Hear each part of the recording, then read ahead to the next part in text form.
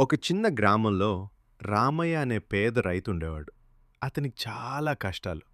అప్పులు, పంటల నష్టం, కుటుంబ బాధ్యతలు. కానీ ఒక మంచి అలవాటు అతనికుండేది.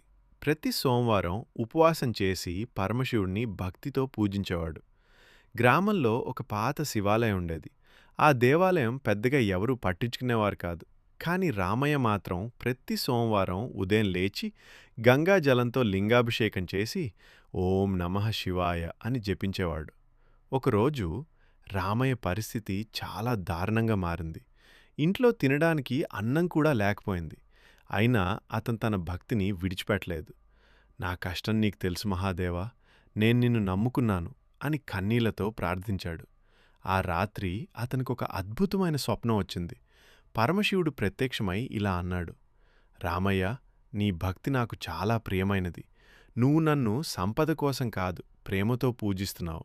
రేపు ఉదయం నీ ఇంటి ముందు ఒక అవకాశం వస్తుంది. దాన్ని వదలకుండా పట్టుకో.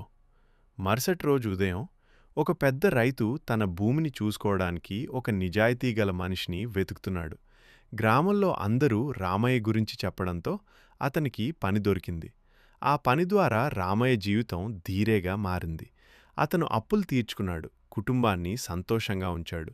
కానీ అతను తన భక్తిని మాత్రం ఎప్పుడూ తగ్గించలేదు.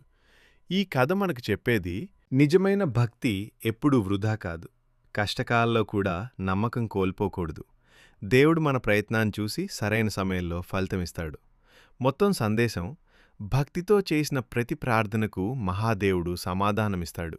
కానీ ఆయన సమయం ప్రకారం. ఓం నమః శివాయ. ఇలాంటి మరిన్ని భక్తి వీడియోల కోసం మా ఛానల్ని సబ్స్క్రైబ్ చేయండి, లైక్ చేయండి, షేర్ చేయండి.